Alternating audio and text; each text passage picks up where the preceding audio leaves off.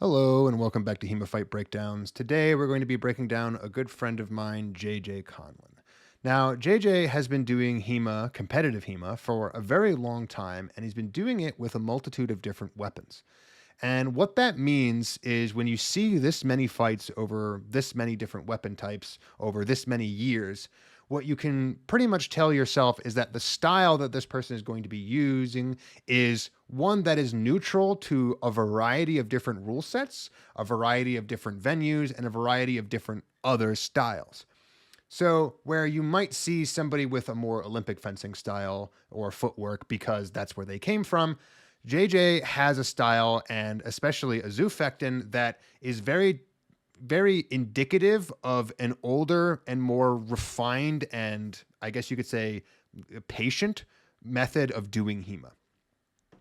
So, what do I mean by that? If we watch these fights, and we're talking about the Zoofectin, which is specifically the kind of fighting that you're doing before you make any swings, you'll see that JJ does not move his feet a whole lot. If we go back and watch this here, what you can pretty easily see is that JJ will not move his feet from these spots while he's having his fight,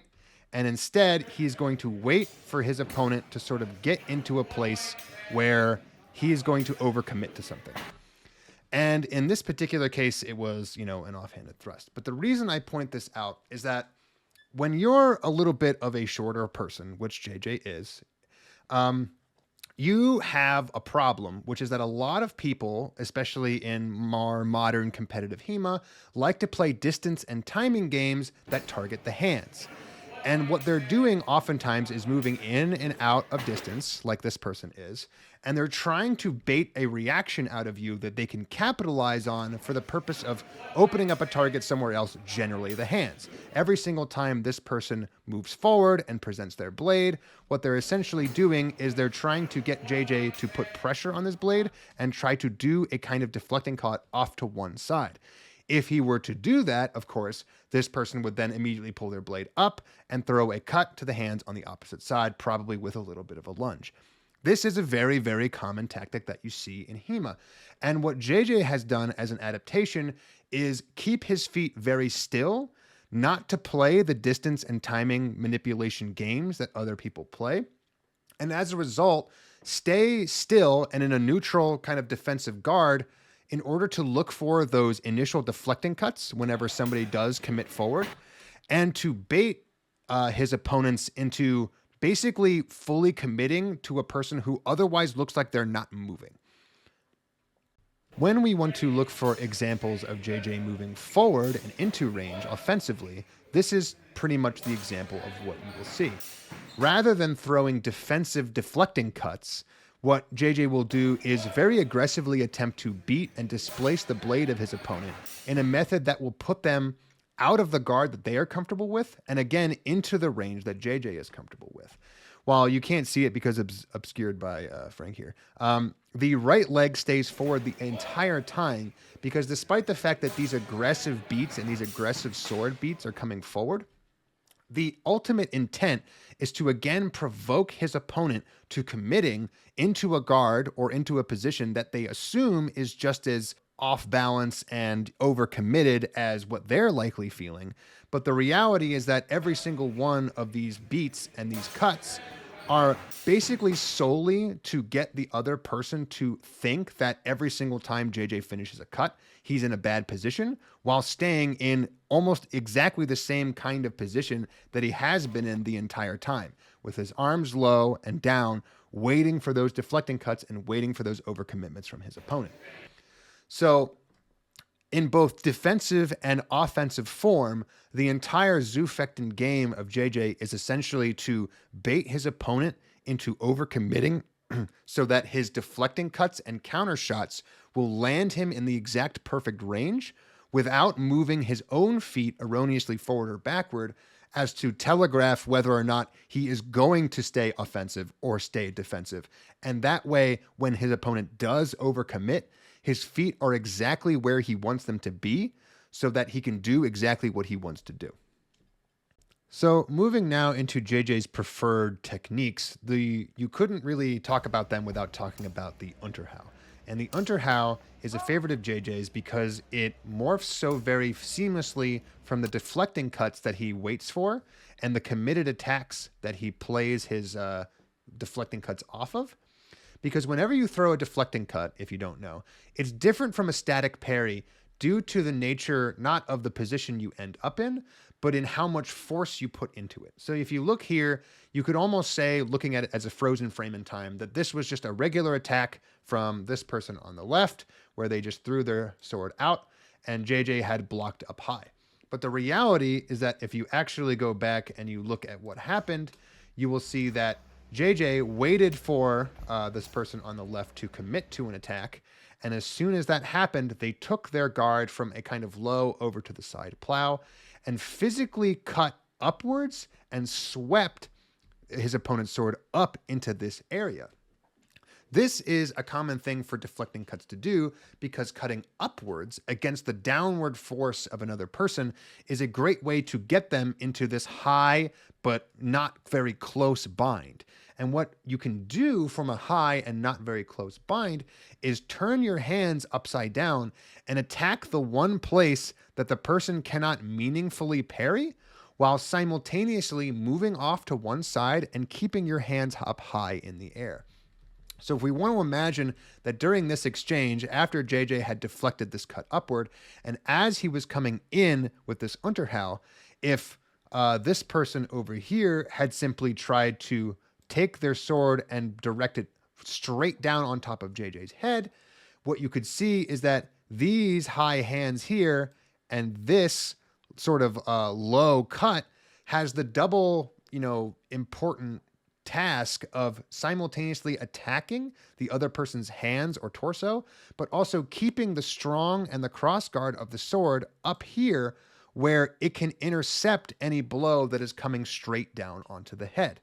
It is very common for a lot of people who are getting hit low to simply try to double high in an attempt to basically make the exchange go to neutral. But in this particular case, this low unterhow with, very importantly, the sideways and oblique footwork from JJ here, just this slight amount of head position shift from a 90 degree or I guess 45 degree hip facing forward to a 45 degree angle facing this other direction. So if you look at that here, you could say that JJ's hips are this way in one frame. And then when you get to the end of his section, he's in a completely different area. Rather than being 45 degree angle this way, he's now actually a 45 degree angle this other way, where now his hips are facing out. And that sort of oblique motion gives you the ability not only to dodge the Oberhowl that is inevitably coming straight down on top of your head, but make sure that if it does miss, it's going to land on the length of your blade here and pretty harmlessly just glance off down, your sword. Moving on to another example, what we'll see here is, again, the exact same Zufechten footwork from JJ. Rather static, not really changing feet, not really changing guards. But one thing you'll see from this is that whenever you're waiting for your opponent to overcommit and close on you, 9 times out of 10, regardless of whether or not they were intending to throw a cut or throw a thrust, it is very often that because, again, if you watch this entire exchange from the beginning, you will see that JJ is sitting down in his preferred stance. His feet are pretty much always on the ground. And most importantly, when this attack does eventually come in, what you will see is that